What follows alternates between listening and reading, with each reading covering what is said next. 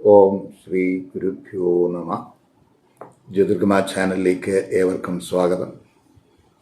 ഇന്ന് ഞാൻ ചർച്ച ചെയ്യുന്നത് 2025 ജനുവരി മാസഫലം മേടക്കുറുകാർക്കും മേടലഗ്നക്കാർക്കും എങ്ങനെയാകും എന്നുള്ളതിനെ പറ്റിയാണ്.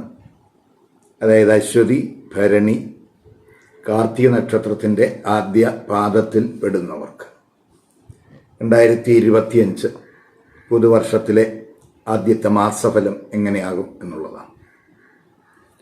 അപ്പോൾ ആദ്യം നമുക്ക് ഈ മേടക്കുറുകാരുടെയും മേടലഗ്നക്കാരുടെയും ജനുവരി മാസത്തിലെ ഗ്രഹസ്ഥിതി എങ്ങനെയായിരിക്കും നോക്കാം.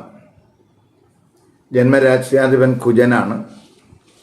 ആ കുജൻ 4 നീചരാശിയിൽ വക്രത്തിൽ സഞ്ചരിച്ച് ജനുവരി 21 3-ാം ഭാവരാശിയിലേക്ക് രാശി മാറുന്നു.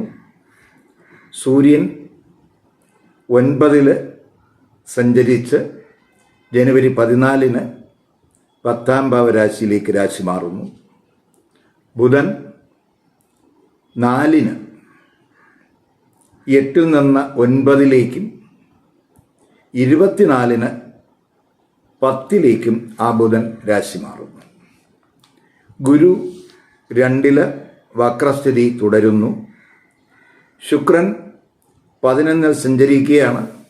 ജനുവരി 28 ആ ശുക്രൻ 12 രാശി മാറുന്നു. ശനി 11 സ്ഥിതി തുടരുന്നു.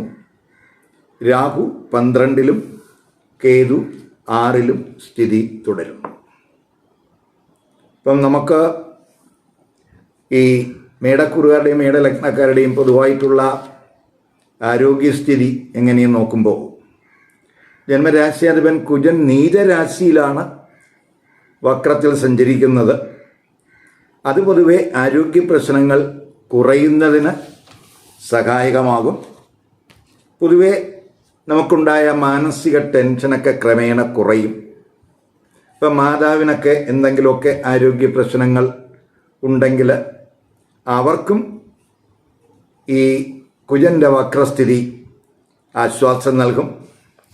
ഇപ്പോൾ രാഹുദശയോ അപകാരമോ ഒക്കെയാണ് ഇപ്പോൾ ഈ കുറുകാർക്ക് നടക്കുന്നത് എങ്കിൽ പൊതുവെ അവർക്ക് കണങ്കാലിൽ ചെറിയ ക്ലേശങ്ങൾ, ഉറക്കക്കുറവിന് ഒക്കെ സാധ്യത കാണുന്നു. അവസാന വാരം യാത്രകളിലൊക്കെ ഒരു ശ്രദ്ധ വേണം. ഇനി നമുക്ക് ഇവരുടെ തൊഴിൽപരമായിട്ടുള്ള സ്ഥിതി ജനുവരി മാസം എങ്ങനെയെന്ന് നോക്കാം. ഇപ്പോൾ വർഷ ആരംഭത്തിൽ പൊതുവെ നല്ല തുടക്കമായിരിക്കും.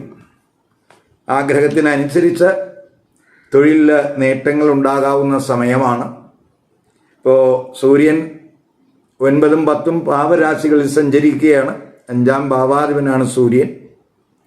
ഇപ്പോൾ ഭാഗ്യഭാവാധിപനായിട്ടുള്ള ഗുരു ആണെങ്കിൽ 10-ൽ ദൃഷ്ടി ചെയ്യുന്ന സമയവുമാണ്. അതുപോലെ 10-ാം ഭാവാധിപനായിട്ടുള്ള കർമ്മഭാവാധിപനായിട്ടുള്ള ശനിയാണെങ്കിൽ 11 സഞ്ചരിക്കുകയാണ്. ഇവയെല്ലാം നമുക്ക് തൊഴിലിന് അനുകൂലമായിട്ടുള്ള സാഹചര്യമാണ്. ഇപ്പോൾ തൊഴിലിലൊക്കെ സ്ഥാനക്കയറ്റമൊക്കെ ആഗ്രഹിക്കുന്നവർക്ക്, അതുപോലെ തൊഴിലിലൊക്കെ മാറ്റം ആഗ്രഹിക്കുന്നവർക്കൊക്കെ പൊതുവെ അനുകൂലമായിട്ടുള്ള അന്തരീക്ഷമാണ് കാണുന്നത്. തൊഴിൽ അന്വേഷകർക്കും തൊഴിൽ ഭാഗ്യത്തിന് സാധ്യതയുള്ള സമയമാണ്. അതേസമയം കുജൻ്റെ ആ വക്രദൃഷ്ടി ആദ്യത്തെ 3 വാരം കർമ്മഭാവാധീനമായിട്ടുള്ള ശനിക്കും ആ കർമ്മസ്ഥാനത്തുമൊക്കെ ഉണ്ട്. അത് നമുക്ക് തൊഴിലിടത്ത് പ്രധാനപ്പെട്ട എന്തെങ്കിലുമൊക്കെ തീരുമാനം എടുക്കുമ്പോൾ അതിൽ ഒരു കെയർ വേണം. അതുപോലെ തന്നെ ഈ ജന്മരാശ്യാധിപൻ വക്രത്തിൽ സഞ്ചരിക്കുന്ന സമയം കൂടെ ആയതുകൊണ്ട് നമ്മൾ ആ മേലുദ്യോഗസ്ഥരോട് അതുപോലെ കോവർക്കേഴ്സിനോടൊക്കെ കോൺഫ്രണ്ടേഷൻ ഒഴിവാക്കാൻ ഈ കുറുകാർ ശ്രദ്ധിക്കണം. ബിസിനസ് പരമായിട്ട് നോക്കുകയാണെങ്കിൽ ശനിയും ശുക്രൻ്റെയൊക്കെ 11 സ്ഥിതി ബിസിനസ്സിൽ വലിയ നേട്ടങ്ങൾ ഉണ്ടാക്കും. 7-ാം ഭാവാധിപൻ ആണ് ആ ശുക്രൻ. 11 നിൽക്കുന്നു. 11-ാം ഭാവാധിപനായിട്ടുള്ള ശനിയുമായിട്ട് യോഗം ചെയ്യുന്നു. 2 മിത്രഗ്രഹങ്ങളാണ്. അപ്പോൾ ബിസിനസ്സുകാർക്ക് വരുമാനം, ലാഭം ഇവയൊക്കെ ആഗ്രഹിക്കുന്നതിനനുസരിച്ച് തന്നെ കൂടുന്നതിനുള്ള ഒരു സാധ്യത കാണുന്നു. ബിസിനസ് വിപുലീകരണത്തിനും അനുകൂല സമയമായിരിക്കും. പുത്തൻ ഈ സ്റ്റാർട്ടപ്പുകളൊക്കെ പ്ലാൻ ചെയ്യുന്നവർക്ക് അതിനനുകൂലമായിട്ടുള്ളൊരു സമയമാണ്. പാർട്ട്ണർഷിപ്പ് ബിസിനസ്സിലൊക്കെ തന്നെ പാർട്ട്നേഴ്സിൻ്റെ സപ്പോർട്ടൊക്കെ ഉണ്ടാകാവുന്ന സമയമാണ്. പൊതുവെ ബിസിനസ്സിൽ എന്തെങ്കിലും നിയമപ്രശ്നങ്ങളുണ്ടെങ്കിൽ അവയൊക്കെ പരിഹരിച്ചു പോകുന്നതിന് അനുകൂലമായിട്ടുള്ള മാസമായിട്ട് ജനുവരി മാസത്തെ കാണാം. വിദ്യാർത്ഥികളെ സംബന്ധിച്ചിടത്തോളം ബുധൻ്റെ ആ 9, 10 ഭാവരാശിയിലേക്ക് സ്ഥിതി വളരെ ഗുണം ചെയ്യും. 4 മുതൽ ബുധൻ ഭാഗ്യസ്ഥാനത്ത് വരുന്നുണ്ട്. അതുപോലെ തന്നെ ആ 3ലേക്ക് ബുധൻ്റെയൊക്കെ ദൃഷ്ടിയുള്ള സമയമാണ്. അപ്പോൾ കമ്മ്യൂണിക്കേഷനൊക്കെ വളരെ ഇമ്പ്രസീവ് ആകും. ഹയർ എഡ്യൂക്കേഷനിലൊക്കെ നല്ല രീതിയിൽ ശോഭിക്കും. റിസർച്ച് ആക്ടിവിറ്റിയിലൊക്കെ നല്ല ഒരു മുന്നേറ്റമൊക്കെ ഉണ്ടാകും.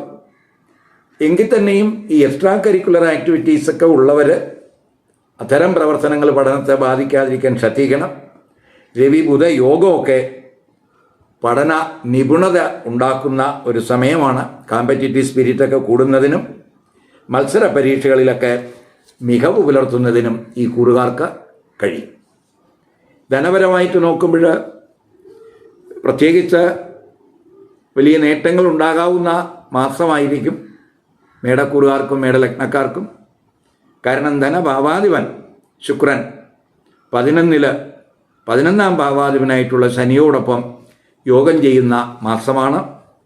ശനി ശുക്ര യോഗം 11 പൊതുവെ നമുക്ക് വിവിധ സോഴ്സുകളിൽ നിന്ന് ധനാഗമം പ്രതീക്ഷിക്കാവുന്ന സമയമാണ്. മാത്രമല്ല 2 നിൽക്കുന്നത് ഭാഗ്യഭാവാധിപനായിട്ടുള്ള ഗുരുവും കൂടിയാണ്.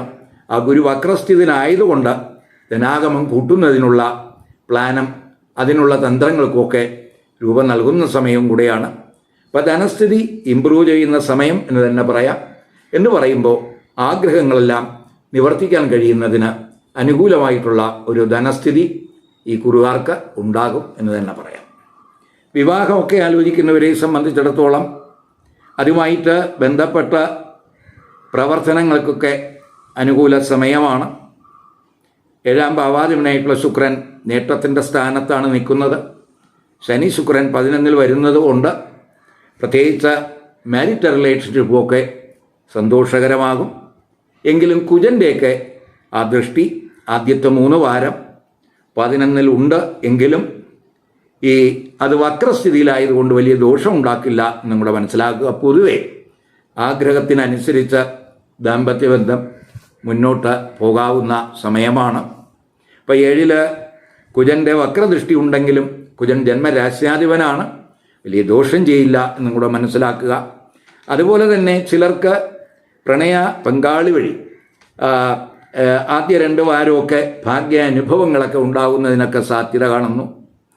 അതുപോലെ തന്നെ അഷ്ടമത്തിലൊക്കെ ശനിയുടെ ദൃഷ്ടി ഉണ്ട് എങ്കിലും ഗുരുദൃഷ്ടിയൊക്കെ ഉള്ള സമയമായതുകൊണ്ട് ദാമ്പത്യബന്ധം പൊതുവെ പ്രശ്നരഹിതമാകും എന്ന് തന്നെ പറയാം. കുടുംബജീവിതം നമ്മൾ ചിന്തിക്കുമ്പോൾ 4ാം ഭാവരാശിയിൽ കുജൻ വക്രത്തിലൊക്കെ സഞ്ചരിക്കുന്ന സമയമാണ്. അത് 4ാം ഭാവരാശി എന്ന് പറയുമ്പോൾ കുജൻ്റെ നീചരാശിയാണ്. അപ്പോൾ നീചരാശിയിൽ കുജൻ വക്രത്തിൽ സഞ്ചരിക്കുന്നത് പൊതുവെ ആ കുടുംബത്തിലേക്ക് പ്രശ്നങ്ങൾ കുറയ്ക്കാൻ സഹായകമാകും. കുടുംബ പ്രശ്നങ്ങളൊക്കെ പരിഹരിക്കും. അത് മാനസികവും വൈകാരികവുമായിട്ടുള്ള ഒരു പിരിമുറുക്കമൊക്കെ ഉണ്ടെങ്കിൽ അവയൊക്കെ കുറയുന്നതിനും ആ കുജൻ്റെ വക്രസ്ഥിതി സഹായകമാണ്. അതുപോലെ തന്നെ നമ്മൾ വീട് മാറി ഒക്കെ താമസിക്കുന്നതിന് ആഗ്രഹിക്കുന്നവരെ സംബന്ധിച്ചിടത്തോളം അതിനും അനുകൂല സമയമാണ്. അതുപോലെ വീട് പണി നടത്തുന്നവർക്ക്, വീട് വാങ്ങാൻ ആഗ്രഹിക്കുന്നവർക്ക് ഒക്കെ തന്നെ അവയിലെ ആ തടസ്സങ്ങൾ, മാന്ദ്യം ഇവയൊക്കെ മാറും. വസ്തു സംബന്ധമായിട്ടുള്ള എന്തെങ്കിലും തർക്കങ്ങളൊക്കെ നിലവിലുണ്ടെങ്കിൽ അത്തരം തർക്കങ്ങളൊക്കെ പരിഹരിച്ചു പോകുന്നതിനും അനുകൂലമായിട്ടുള്ള സമയമാണ്. പൊതുവെ മേടക്കുറുകാരെ സംബന്ധിച്ചിടത്തോളം എല്ലാ തലങ്ങളിലും ജനുവരി മാസം അവർക്ക് അനുകൂലമായിട്ടുള്ളൊരു അന്തരീക്ഷമാണ് കാണുന്നത്. ജനുവരി 6, 7, 19, 20, 24, 25 ഈ ദിവസങ്ങൾ ഈ കുറുകാരെയും ലഗ്നക്കാരെയും സംബന്ധിച്ചിടത്തോളം അത്രത്തോളം അനുകൂല ദിവസങ്ങളല്ല. അതുകൊണ്ട് ഈ ദിവസങ്ങളിൽ ശുഭകർമ്മങ്ങൾ ഒഴിവാക്കണം. അതുപോലെ നമ്മൾ പുതിയ എന്തെങ്കിലും സംരംഭങ്ങൾ ആരംഭിക്കാൻ ആഗ്രഹിക്കുന്നുവെങ്കിൽ അതും ഈ ദിവസങ്ങളിലാകാതിരിക്കാൻ ശ്രദ്ധിക്കണം. പ്രധാനപ്പെട്ട സുപ്രധാന തീരുമാനങ്ങളും ഈ ദിവസങ്ങളിൽ എടുക്കാതിരിക്കാൻ ശ്രദ്ധിക്കണം. ഇവിടെ ഞാൻ പറഞ്ഞത് മേടക്കൂറുകാരുടെയും മേടലഗ്നക്കാരുടെയും ഫലമാണ്. ഇപ്പം മേടക്കൂറിൽ ചിലർക്ക് മാത്രമേ മേടലഗ്നം വരികയുള്ളൂ, മറ്റുള്ളവർക്കെല്ലാം വ്യത്യസ്ത ലഗ്നരാശികൾ വരും.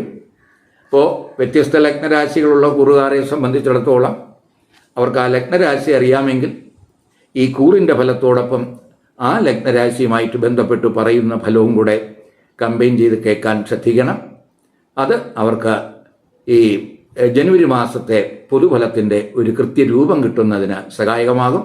മാത്രമല്ല ലഗ്നരാശിയെ ബേസ് ചെയ്ത് പറയുന്ന ഫലം കൂടുതൽ കൃത്യതയുണ്ട് എന്നും കൂടെ അറിയുക. ഈ വീഡിയോ ഇഷ്ടപ്പെട്ടുവെങ്കിൽ ലൈക്ക് ചെയ്യുക, ഷെയർ ചെയ്യുക. അതുപോലെ സബ്സ്ക്രൈബ് ചെയ്യാത്തവർ സബ്സ്ക്രൈബ് ചെയ്ത് കാണുക. മറ്റൊരു പുതിയ വിഷയമായി അടുത്ത വീഡിയോയിൽ കാണാം. നമസ്കാരം.